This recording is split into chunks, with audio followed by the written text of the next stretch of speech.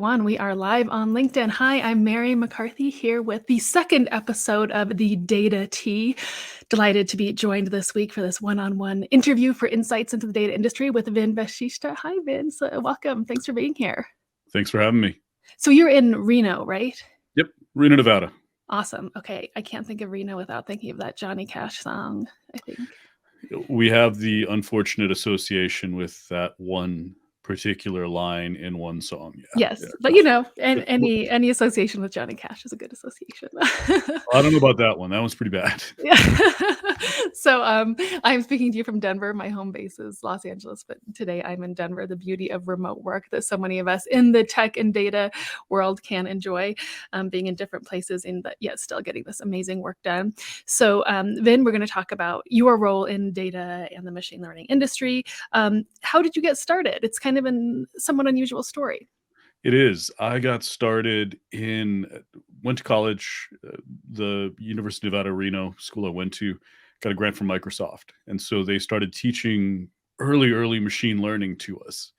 Thought I was going to graduate, get a job at Microsoft, do AI. No, it was that first drop off the cliff. And so I spent a long time in software development, played every role in the software development lifecycle, built and led teams, started getting into the product management and strategy side in about 2010, 2011. All of a sudden, data science was a thing again. It was possible. And so I started my business V Squared in 2012, spent the last 10 years in data science, following it through early clients were Fortune 100, all very, very large, 2 to 5 billion plus in annual revenue type of clients. Who were the only ones who wanted to do this, who were going to the only ones who could get the value out of it, who would spend the money, who would put the processes in place, do all the things you need to do to monetize data science. But over the last 4 or 5 years, it's really shifted.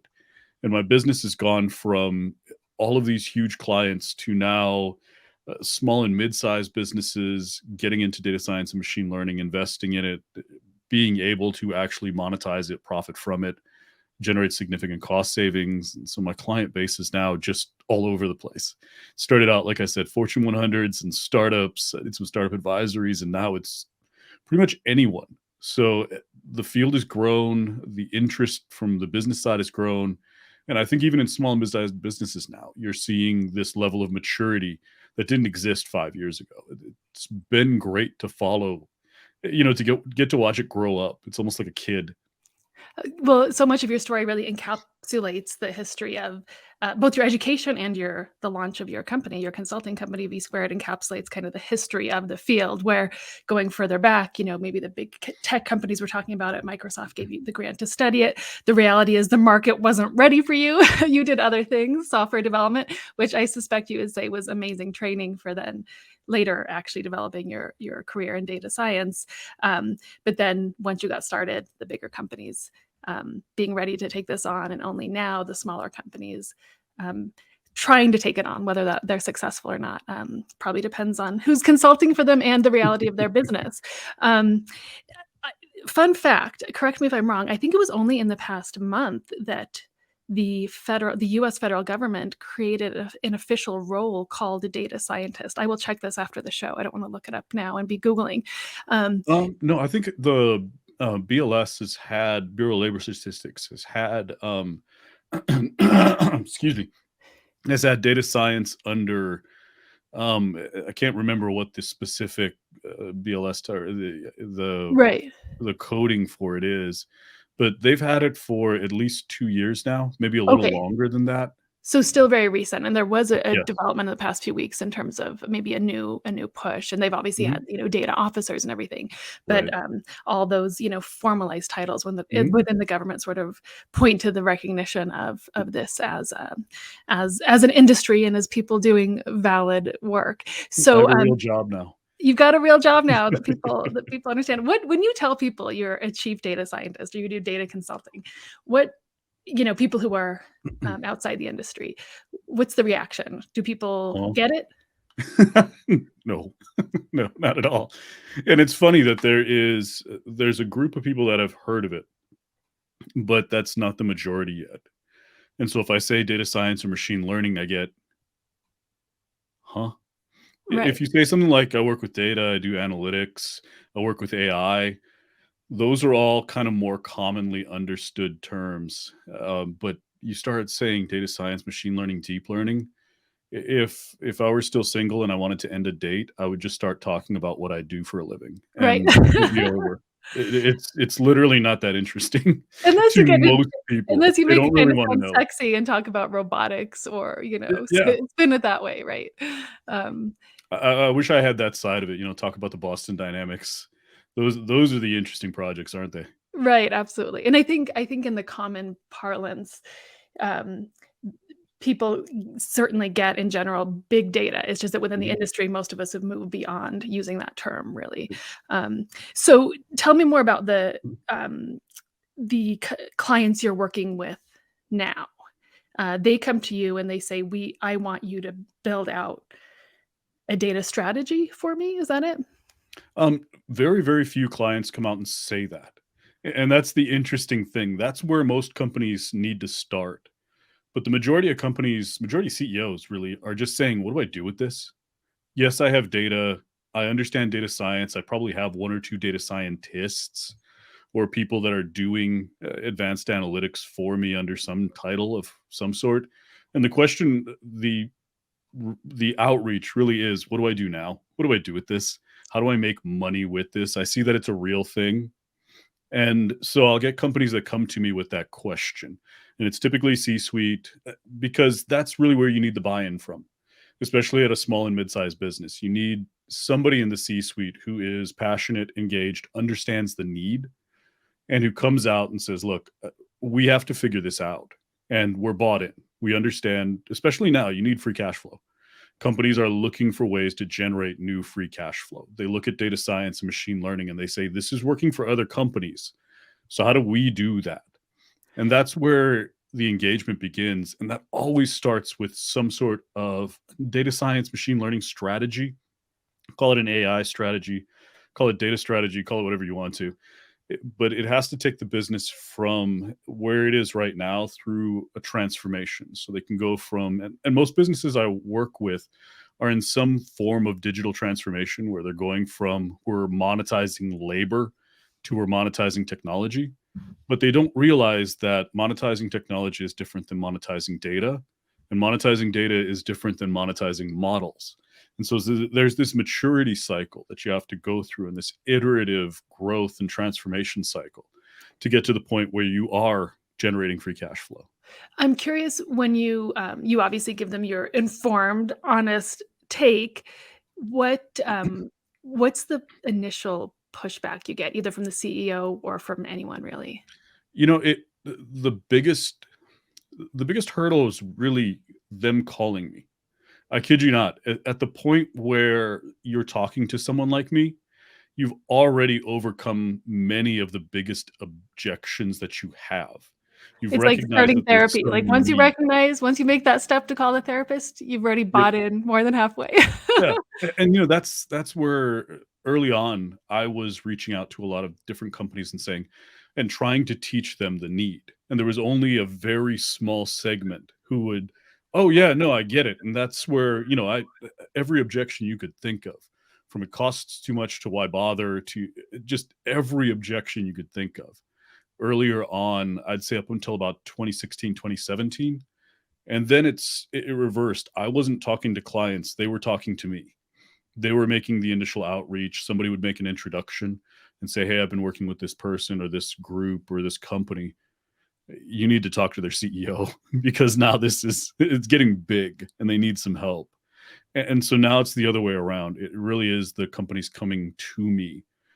And so there are fewer objections. Really, they just want something concrete.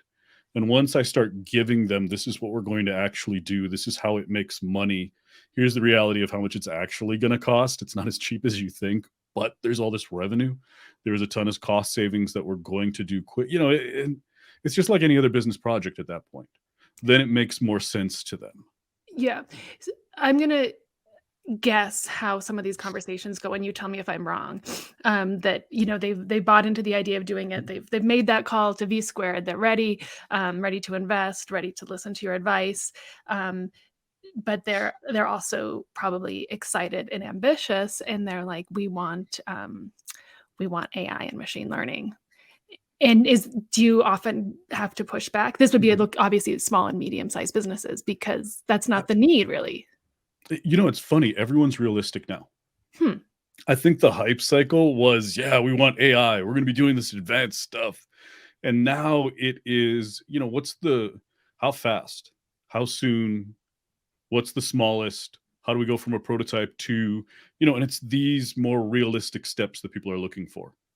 They understand that there's a bigger picture and they're not seeing it. They need to see the end to end so that it's not something where they spend a ton of money and then they have to forklift what they put in, put something else in, and then spend a bunch of money and then forklift that and then they're done with that. They don't want to be going through this perpetual change that's always massive, that's always a forklift. They want to do things today that are forward looking, that are going to still be usable in 4 years, 5 years as they get more and more mature. They don't wanna have to throw everything out again because I think that's where a lot of companies are. They did the BI and all of the BI infrastructure, and they had to get rid of a lot of it to do analytics. And now to get to data science, they're getting rid of a lot of that stuff. And they're kinda tired of that. And there's this realism now where companies don't come to me anymore with, "We're gonna do this crazy thing." It's really, what is this going to look like? Give us a roadmap. Give us timelines for transformation. Give us these tangible things that we're used to using to manage, because the C-suite wants to manage value creation. They don't care about all the other stuff. And they're tired of getting dragged into it, which is, that move to simplicity is really because a lot of C-suites have been dragged into the technical details. That's not what they do. They They want just to want be able to practical run a business. outcomes, practical information, or a Yeah, gain in knowledge that helps their practical business outcomes. Absolutely. right. Yeah, they Um, don't wanna get dragged into that. yeah, yeah, and then what you're speaking to is maybe also over the past few years, an evolution on the business side, and certainly in the C-suite, of becoming more practical, Mhm. and maybe that has involved a layer of them becoming more data literate in terms of what can and can't be done with data. That, and I think the big 5 consulting companies have started introducing realism into the process. I mean, their message has gone from big data, data science can do amazing things, it's gonna solve all these problems, to now they're really talking about, "Okay, and so here's what you do. Here's what we can do." And they've shifted from the hype cycle, which is, it sounds bad, but it's necessary. No one invests in anything that they're not excited Mhm. about. So they had to get to the point where people in businesses were excited about it. But now they're starting to talk to businesses far more practically. And so the point where I'm engaging with businesses is after they've gone through a couple of conference cycles, and it's no longer, yay, AI. It's now, okay, so here's what you're going to do. And it's so much more practical. That's gotta be refreshing from your standpoint. So Yeah. then I found you on, LinkedIn about a year and a half ago, and I started following your feed because you put a lot of advice out there, and now you do it on Twitter as well. And what struck me and why I kept reading, because there's a lot of people who write about this stuff on everywhere, including on LinkedIn, is that your advice is extremely practical, kind of what we're talking about. And you speak as much about data science, and AI as you do about business strategy. So I want to ask you about a post that you put up just a couple of days ago, um, about the business side of things, but I think you're gonna bring the data into it, because from your perspective, it all goes hand in hand. So you said you're sort of criticizing the way that some businesses are built nowadays, and you said businesses should be built from the inside out. Most founders fail their first year because they tried to build from the outside in. So what are you getting at there? Well, I think the biggest problem, and this isn't really a criticism, this is something that I wish I had known in 2012. And it's kind of funny because I have a strategy background. If anyone should have done this the right way, it should have been me, but I didn't. I built a product, which was me, data science, consulting services. And then I built a business around that product. You don't do that. You Mhm. build a business, then you build a product that the business can best offer. And I got lucky. I was actually offering the best possible product. I understood the market, I understood everything else. But then when it came time to scale, when it came time to potentially make strategic decisions about how to pivot, what should I pivot into, there was no business there. I didn't, and I had to go backwards to understand the business model, the operating model. Why am I offering services this way? Why am I creating value this way? And I had to almost backtrack. And so that's really what I'm getting at is the majority of businesses, especially in data science, are built around a product, around a service. And early on, adoption's amazing. And then all of a sudden it just stops. It's like it goes off a cliff. And this is a problem that so many people that I work with who are founders have is all of a sudden demand just drops off the cliff. And it's like I said in the post, you get sales calls, no sales. And it's because customers almost immediately realize, okay, so there's a product here, but there's nothing else. And Right. they're not going to just buy the product. They're looking to buy from a business. There So, has to be that solid entity s- that they can trust and that they can build a relationship with, because you can't build a relationship with a product by itself. That just doesn't last.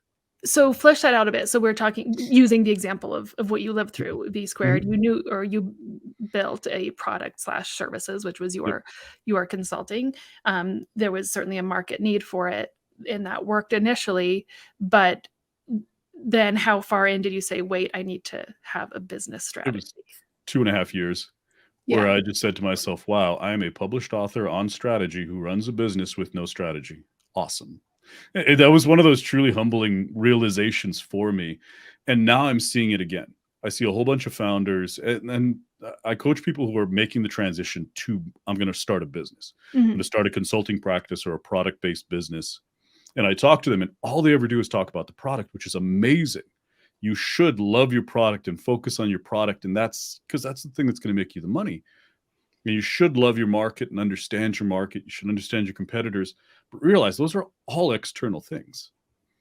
Those aren't a business strategy. And I talked to, in one of the comments, somebody kind of echoed what I was seeing. And he said, yeah, it's like, there's no strategy there. It's just a product. And I said, yeah, I call it VC driven development, where the pitch deck becomes the strategy. It's whatever it takes to get funding, whatever it takes to get the next customer. So it's either the sales deck or the pitch deck, and that's your strategy. And you can't prioritize around that.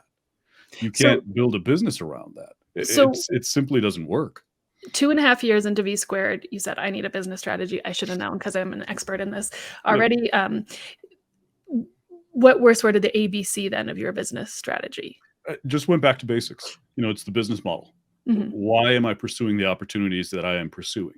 mhm. And looking at the customers I was going after, and all of a sudden I realized, okay, I was going after way too many customers, which was the reason why I was spending so much time selling and so little time actually making sales. I was taking a ton of calls, but as one person, as a one person sales team, I don't want a huge target market. I want a very small target market. I want it to be very, very niche down.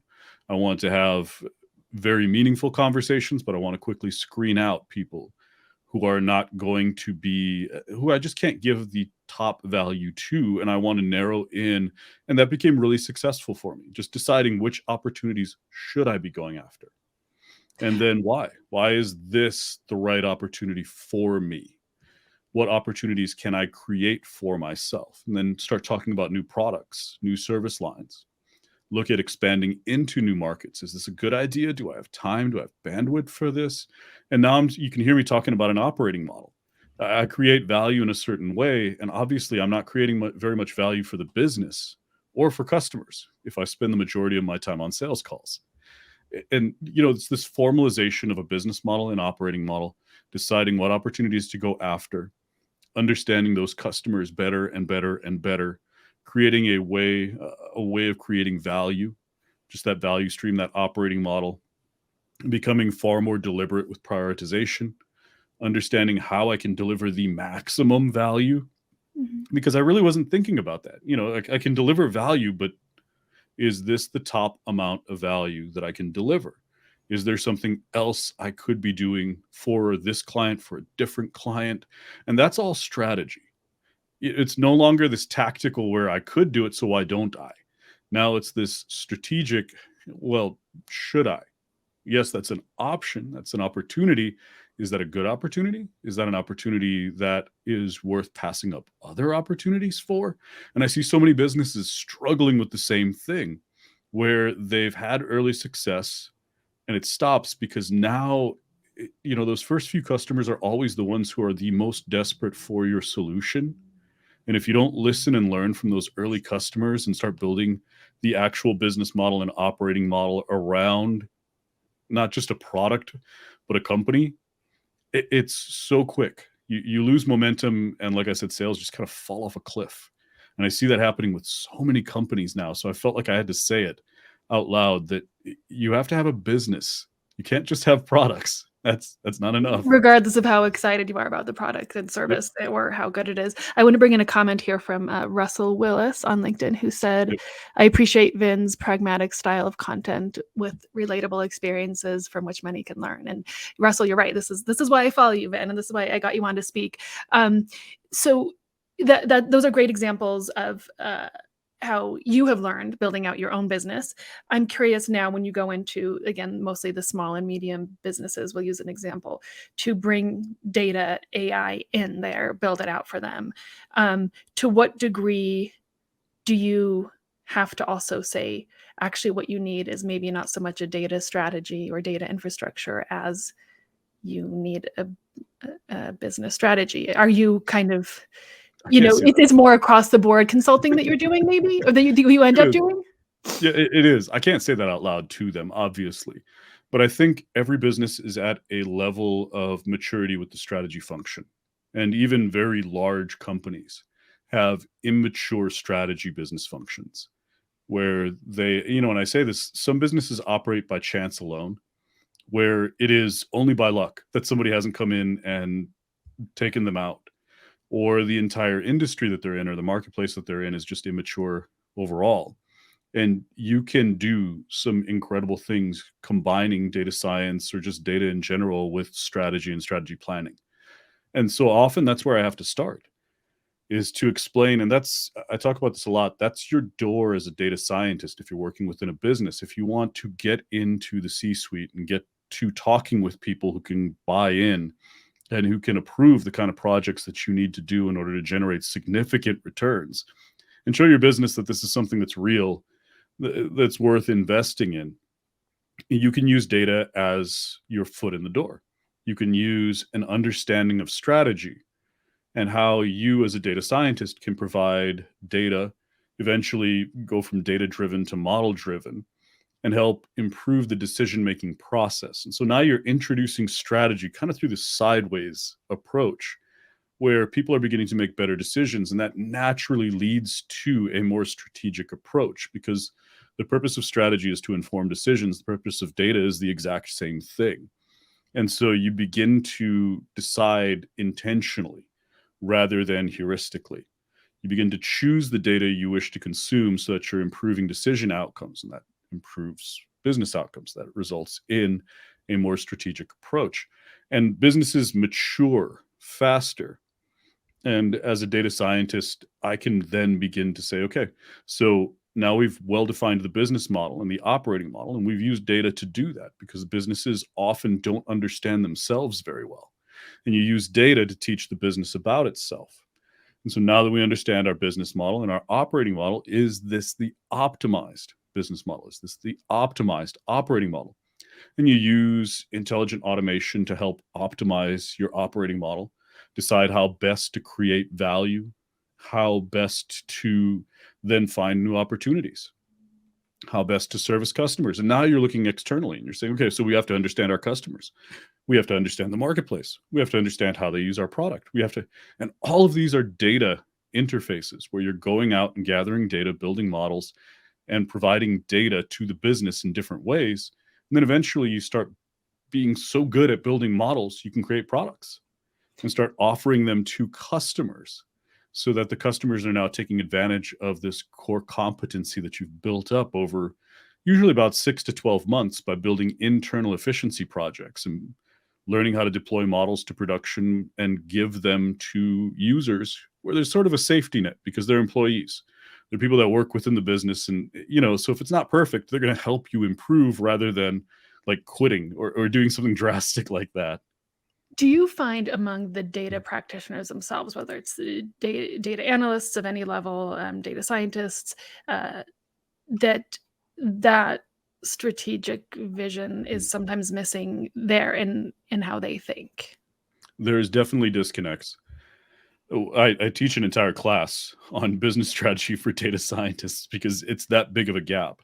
Every business needs someone who has that overlap in skills, where they are a data scientist strategist. There's somebody who understands both sides of the house and who can become a strategic partner to senior leadership.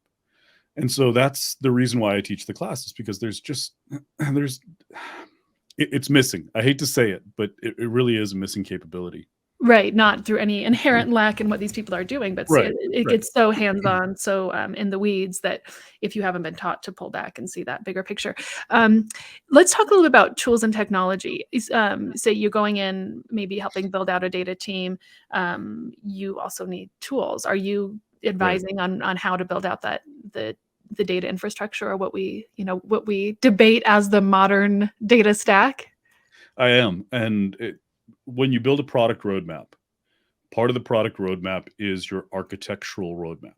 Because for everything that you build as a product, there has to be, like you said, there has to be some supporting infrastructure to build it, to gather the data in the first place. Where do you find this data? How do you store this data? How do you get the data to to data scientists so they can train models? How do you get the data so that you can serve inference and production? How do you get a model to production? And so as the as the data science function becomes more advanced, you're going to need new pieces of infrastructure, and you have to justify that with revenue, because we're spending money for all of these pieces, and one project by itself just doesn't justify it. There's just no way. And so you have to look at this as a long-term investment, and you have to see it from the product roadmap standpoint, where you say, this is, if I build this component out, or if I buy this component of the data stack, it's not just going to return for this one project. This is the next 3 years, the next 5 years. It's worth doing because we will get better at delivering. We will get better from a capability standpoint, from a value generation standpoint. And And so that's really the approach. Is there's no such thing as one data stack. I couldn't tell you like use this, and this. But from an approach, that's really the best way to look at it, because now you're being pragmatic. I need this. Why? Those projects right there. Here's the revenue, or here's the cost savings associated with it in the short term, and here's what we're going to get long term. That's why it's worth making the investment. And from a total cost of ownership standpoint, obviously you want to make it as cheap as possible. In some cases, a lot of these components don't exist. There are capabilities that are not supported by your data stack, and you have to build. And you again want to make those components as easy to own and as easy to maintain and as easy to use as possible. And all of these are decision points that, from a technology standpoint and from a senior leadership standpoint, you can make, because the common ground's value. And if you have that product roadmap connected with an infrastructure or an architectural roadmap, it just makes sense to both sides. And you can justify it from the two sides. It's almost like a Rosetta Stone of sorts, where you can translate between value created and technology used. we only have a couple minutes left, and I know you're losing Yep. your voice. You were speaking a Yep. lot yesterday, Sorry. but you're holding up well. I have some. We didn't get to most of the questions we discussed, which is fine. People can go to your LinkedIn feed. Just one follow up on the modern data stack.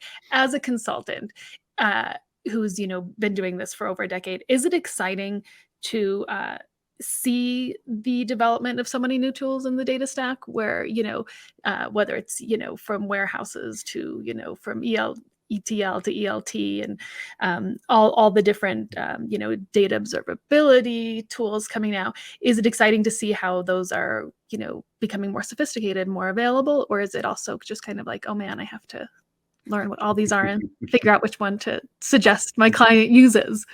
I was really happy to see it happen about 4 or 5 years ago. Now it's to the point where this is ridiculous.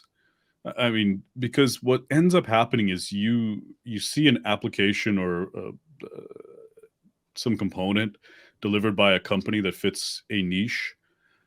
And they're not trying to fit the entire stack, because we realized about 4 or 5 years ago, you can't do it. There's no one process for data science. Therefore, there is no one data science stack. And so I understand why this is happening. And then these groups partner together, these companies partner together. They create their own ecosystem. Ecosystems overlap. Companies choose an ecosystem. And now we have this increasingly massive landscape of small components that do very niche things in very niche stacks and participate in ecosystems in critical ways, but in many cases in redundant ways. And there has to be some sort of consolidation. I really hope that over the next 2 years, we see some consolidation in this space where one or two larger players, decide, okay, let's begin to create stacks that are more structured, so that we don't keep reinventing the same thing over and over again because one stack's different than the other. Therefore, we need another component. It's just getting out of hand. Yeah, we're at that point where there was the explosion, and now it's going to have to be reined in somehow, and the market will determine that, and probably the products and technologies with the best business strategy will win, right? I hope so. Even more so within the best product. Well, this has been amazing, Vin. We'll get you on again in the future. I want to finish by saying that we make a donation in the guest's name for every show to Women in Data, which is a fantastic organization. If you don't mind me saying, it actually goes to their scholarship fund. I think it kind of aligns with your values, because you do a lot of mentoring and giving advice on LinkedIn, on Twitter. So many people trying to get into this field, all over the world, who comment asking for your advice, and you have very much that. I know you formally teach these things, but you also just really are a strong voice out there in the community. So we will be writing that check to Women in Data in your name to thank you for coming on. That. That's amazing. Of course. No, this has been fun. And we are over time. So go get your glass of water, heal your voice, and we'll talk again soon. All right. Take care. Thanks for having me on. Cheers. Bye-bye. Bye.